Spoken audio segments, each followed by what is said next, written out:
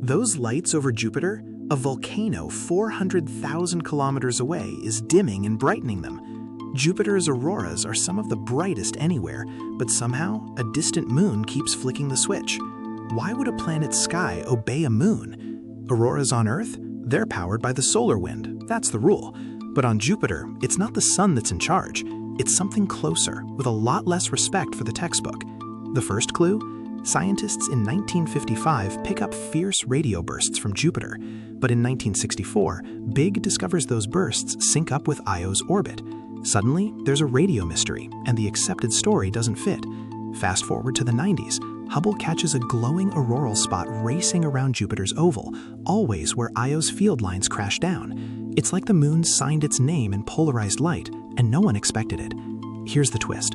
Voyager, 1979. Linda Morabito, by pure accident, spots a giant plume blasting off Io.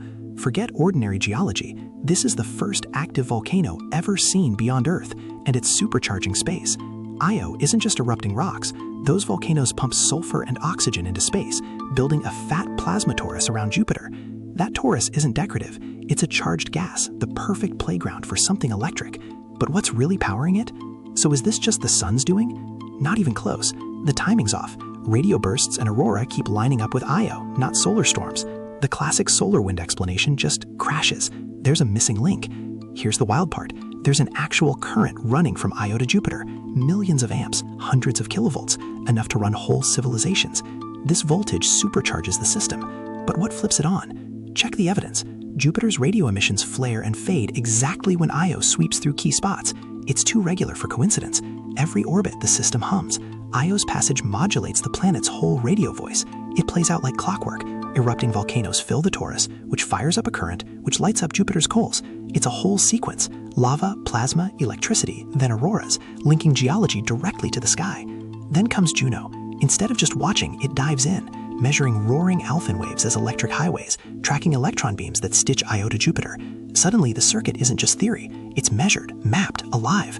If the sun caused all this, things would flicker. But even in wild solar wind swings, Io's footprint marches around Jupiter in perfect sync with the moon. Its bright trace never flickers out of phase. Here's the big reveal.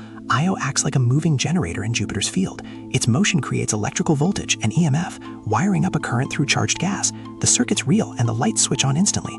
It's literally Faraday's old trick. Spin a conductor through a magnetic field and you get voltage. Here, the plasma's the wire. The difference? This system lights up a planet-sized glow in ultraviolet and infrared. It's not just theory.